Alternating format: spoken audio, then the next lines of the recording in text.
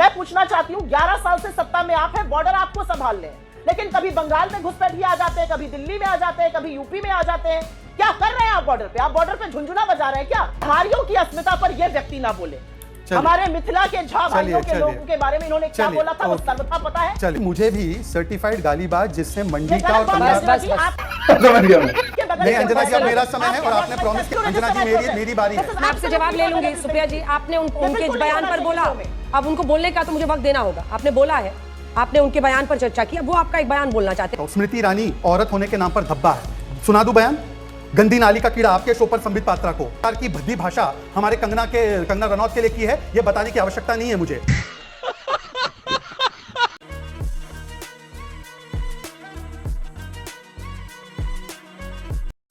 नमस्कार दोस्तों, debate show की एक और मजेदार वीडियो में आप सभी का स्वागत है। दोस्तों, अगर आपको डिबेट वीडियो देखना पसंद है तो आप बिल्कुल सही चैनल पे आए हैं। और दोस्तों, आपको जैसे ही वीडियो अपलोड हो सबसे पहले आपको मिल जाए और चैनल यूट्यूब की दुनिया में कहीं आपसे ये खो ना जाए, इसलिए चैनल को अभी सब्सक्राइब करके बेल आइकन प्रेस कर लीजिए। और दोस्तों, अगर आपको वीडियो थोड़ी बहुत भी पसंद आए तो वीडियो को लाइक करके जरूर जाना। दोस्तों, ये लाइक आपके लिए तो फ्री है लेकिन हमारे लिए बहुत कीमती है। तो चलिए दोस्तों, फिर शुरू करते हैं आज की मेन डिबेट। ये टीवी वाले भाई पिक्चर चालू करो बे। मुझे बता दीजिए कि आज जब ये सारी घटनाक्रम हो रही है तो ममता बनर्जी क्या बोल रही है? बाहर के लोग कर रहे हैं, बांग्लादेशी कर रहे हैं। ये उनका आरोप है, बीएसएफ पे आरोप लगा रही है। वैसे कुणाल घोष ने भी लगाया।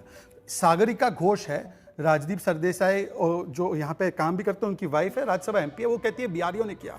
आज मैं स्पष्ट तरीके से पूछना चाहता हूँ कि बिहार और बिहार के लोगों पर यह आरोप लगाया है, क्या यह मान्य और स्वीकार्य है इंडिया अलायंस के नेताओं को? क्या इसका प्रमाण है तो बता दीजिए। अधीर रंजन चौधरी बोलते हैं कि टीएमसी की गलती है, उनका लॉ एंड ऑर्डर का फेलियर है। अब मैं दूसरी बात में आना चाहता हूं कि देखिए, संविधान की जो रक्षा करने का दावा करते हैं राहुल गांधी, प्रियंका वाड्रा हो, स्टालिन हो, मिस्टर तेजस्वी यादव हो, लालू प्रसाद यादव हो, इनकी तरफ से एक बयान आया है। सुप्रिया जी, आप तो मुझे बता दीजिए कि ये ठीक है, क्या स्टैंड है कांग्रेस पार्टी? मैं लौट रही हूँ। सुप्रिया जी, क्रिया की प्रतिक्रिया राशिद अल्वी जी ने कहा है और सिरे से मतलब इसको कौन सही ठहरा सकता है इस तरह के बयान को? मुझे उम्मीद है कि आप भी नहीं ठहराएंगे। लेकिन जो हिंदुओं के साथ हो रहा है इस वक्त पश्चिम बंगाल में, वो सबको गुस्सा क्यों नहीं दिलाता है? अगर वहां पर चंदन दास और उनके पिता की मॉब लिंचिंग की गई है तो इस पर क्यों नहीं लोगों में गुस्सा आता है? क्यों इस पर अनदेखी जानबूझ के की जा रही है? कांग्रेस पार्टी का क्या स्टैंड है? और क्या ममता बनर्जी कह के हट सकती हैं कि बीजेपी ने कराई है, किसी की साजिश है? बच सकती हैं? बीजेपी ने लगातार कहना शुरू किया घुसपैठिए। मैं पूछना चाहती हूँ 11 साल से सत्ता में आप हैं, बॉर्डर आपको संभाल ले, लेकिन कभी बंगाल में घुसपैठिए आ जाते हैं, कभी दिल्ली में आ जाते हैं, कभी यूपी में आ जाते हैं। क्या कर रहे हैं आप बॉर्डर पे? आप बॉर्डर पे झुंझुना बजा रहे हैं क्या? ये बात कही जाएगी और ये बात कहनी जरूरी है। तुम्हें शर्म है कुछ? मैं उत्तर प्रदेश से आती हूं। उत्तर प्रदेश के मुख्यमंत्री ने कहा, लातों के भूत बातों से नहीं मानते, डंडे मारेंगे तब इनकी दिमाग सही होंगे। मैं योगी आदित्यनाथ जी से पूछना चाहती हूं, वाराणसी में 7 दिन तक 23 दरिंदों ने, ये एक हफ्ते की खबरें हैं, 7 दिन तक 23 दरिंदों ने एक लड़की का बलात्कार किया। कहां थे आपके डंडे? और कैसे आप भूतों को मना रहे हैं? कासगंज में 10 लड़कों ने रेप किया और एक आरोपी जो गिरफ्तार हुआ है वो अखिलेश प्रताप सिंह, बीजेपी का युवा नेता है। तमाम लोगों के साथ तस्वीरें हैं, विधायक का खास माना जाता है। कहां है आपका डंडा और कहां है आपको भूत का दिमाग सही करने की तरकीब? ये मैं बोलना चाहती हूं। तू है कौन रे? मैं 2-4 चीजें यहां पर सिर्फ संक्षेप में इसलिए बोलना चाहती हूं क्योंकि ऑल इज नॉट लॉस्ट। मेरी सुप्रीम कोर्ट में आस्था है। आज सुप्रीम कोर्ट ने जो आज छपा है, उर्दू पर जो ऑर्डर दिया है, वो आशा की किरण है, वो उम्मीद है। सुप्रीम कोर्ट कह रहा है कि उर्दू जो है वो इस देश की भाषा है, गंगा जमुनी तहजीब की भाषा है, खालिस हिंदुस्तानी है, उस पर रिलीजन के आधार पर भेदभाव ना हो। या कोला के बारे में उन्होंने एक जजमेंट दिया। और ये जो सारी पद्धति है ना अंजना जी, जहां पर कपड़े पर, भाषा पर, खाने पर रिलीजन देखी जा रही है, धर्म देखा जा रहा है, वो सर्वथा गलत है। और 10 सेकंड में मैं ये बात जरूर कहना चाहती हूं, मैं उस देश की नागरिक हूं, मैं उस देश की वासी हूं जहां पर रसखान ने कृष्ण पर क्या लिखा, जहां पर रहीम ने राम पर क्या लिखा, जहां पर कबीरदास ने हरि पर क्या लिखा। मैं उस देश की वासी हूं। मैं उस देश की वासी नहीं हूं जहां का प्रधानमंत्री एक मंच से खड़ा होकर कहता है कि एक समुदाय विशेष पंचर बनाता है। सज्जन को क्या तकलीफ है भाई? या वो मंगलसूत्र आपका चुरा लेगा, या वो आपकी भैंस चुरा के भाग जाएगा, या वो कपड़ों से पहचानते हैं। ये जो पद होती है इसको बंद करना पड़ेगा। अगर ऊंचे मंचों से अगर बड़े लोग, अगर बड़े बड़े पदों पर बैठे हुए लोग हिंदू मुसलमान में आग लगाने की कोशिश करेंगे तो जो देश में हो रहा है उसको हम और आप नहीं छोटा सा जवाब। मेरा अपना मानना है कानून व्यवस्था को सुदृढ़ चलाना राज्य सरकार का काम है, लेकिन जो बात बीजेपी के बड़े बड़े नेता, बीच में मत बोलिए क्योंकि बोलिए बीच में मत, अर्चना जी ये गलत बात है, मर्यादा रहनी चाहिए। बोलिए, पूरा कीजिए सुप्रिया जी। और अंजना जी, मैं एक बात यहां पर जरूर कहना चाहती हूं। हाँ। आज जो सुप्रीम कोर्ट के ऑब्जर्वेशंस थे और जो टिप्पणियां हुई, मुझे लगता है आप वो आगे लीजिएगा। बिहारियों की अस्मिता पर यह व्यक्ति ना बोले।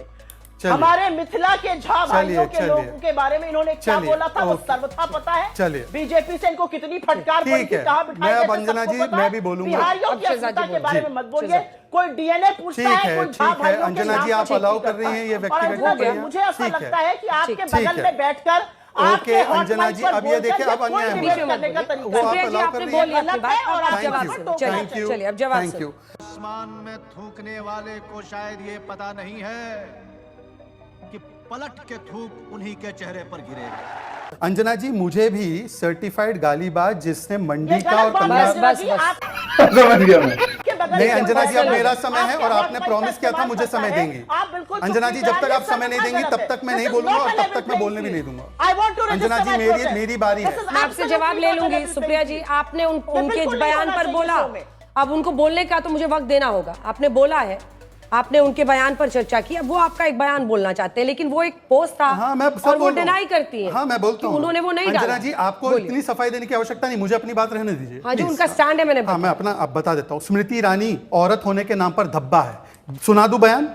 गंदी नाली का कीड़ा आपके शो पर संबित पात्रा को, सुधांशु जी को जोकर, शट अप।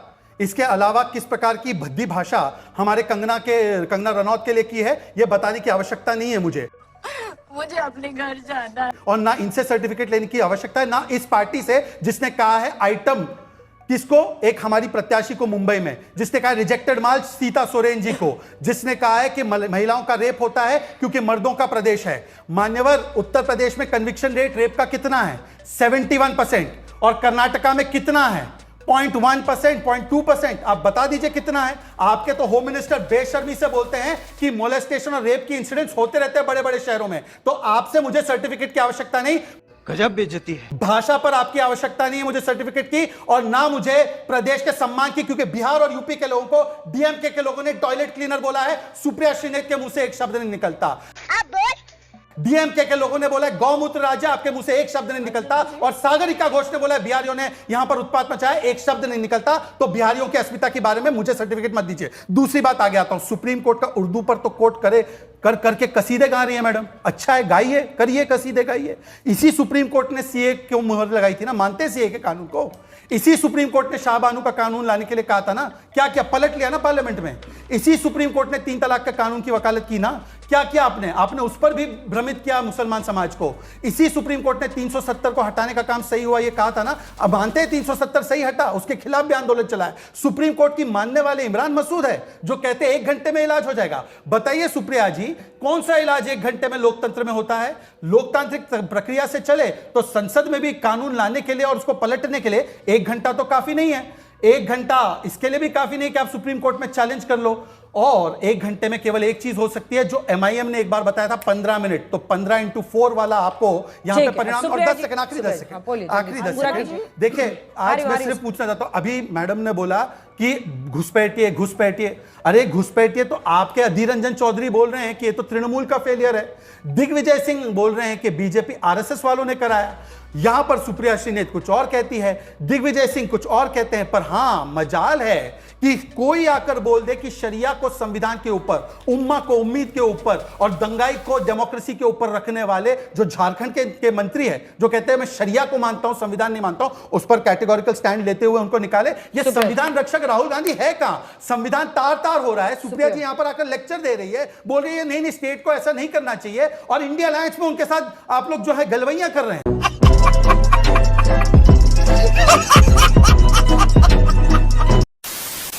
तो दोस्तों इस वीडियो में इतना ही। अगर आपने वीडियो अंत तक देखी है तो उम्मीद करता हूँ आपको वीडियो पसंद आई होगी। वीडियो के बारे में आपकी जो भी कोई राय है कमेंट्स करके जरूर बताएं। वीडियो को अंत तक देखने के लिए आप सभी का बहुत बहुत धन्यवाद। ऐसी ही मजेदार वीडियो देखने के लिए चैनल को सब्सक्राइब करना बिल्कुल ना भूलें। चलिए दोस्तों मिलते हैं वो जल्द अगली वीडियो में, तब तक के लिए जय हिंद, वंदे मातरम।